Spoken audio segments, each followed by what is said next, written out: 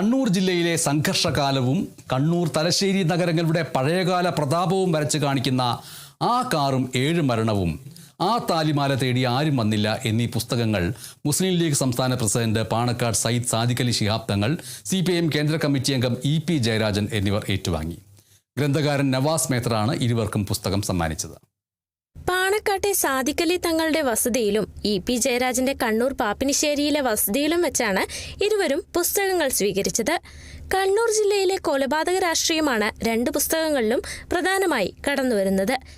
രാഷ്ട്രീയ കൊലപാതകങ്ങൾക്കിരയായ SFI നേതാവ് KV Sudheesh, Yuva Morcha നേതാവ് KT ജയകൃഷ്ണൻ, വീട്ടിനുള്ളിൽ വധശ്രമത്തിനിരയായ CPIM നേതാവ് P ജയരാജൻ, കേന്ദ്ര കമ്മിറ്റി അംഗം EP ജയരാജൻ, പോണ്ടിച്ചേരി മുൻ ആഭ്യന്തരമന്ത്രി E വത്സരാജ് എന്നിവരുടെ ആത്മകഥകളുടെ വിവിധ പശ്ചാത്തലങ്ങളും പുസ്തകത്തിന്റെ ഭാഗമാകുന്നുണ്ട്.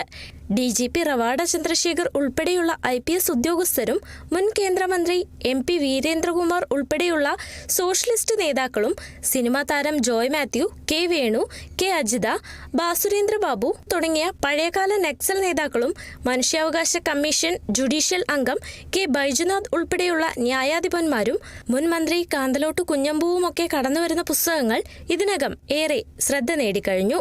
കണ്ണൂർ നഗരത്തിലെ പഴയകാലത്തെ രാഷ്ട്രീയ നേതാക്കളുടെ ആസ്ഥാനമായിരുന്ന റെയിൻബോ ടൂറിസ്റ്റ് ഹോമും John Brittas MP, Mathrubhumi deputy editor PP Sasheendran, EM Ashraf ഉൾപ്പെടെ പഴയകാല മാധ്യമപ്രവർത്തകരും പുസ്തകത്തിൽ കഥാപാത്രങ്ങളായി എത്തുന്നുണ്ട്. കണ്ണൂർ നഗരത്തിലെ പഴയകാല പ്രതാപത്തിലൂടെയുള്ള സഞ്ചാരം കൂടിയാണ് ആ കാറും 7 മരണവും. പുസ്തകത്തിന്റെ ആദ്യ പതിപ്പിന്റെ വിൽപ്പന പൂർത്തിയായി. 2ാം പതിപ്പ് ഉടൻ പുറത്തിറങ്ങും. ആ താലിമാല തേടി ആരും വന്നില്ല എന്ന പുസ്തകത്തിന്റെ 5ാം പതിപ്പ് ഇതിനകം പുറത്തിറങ്ങിക്കഴിഞ്ഞു. News desk, Kerala vision news.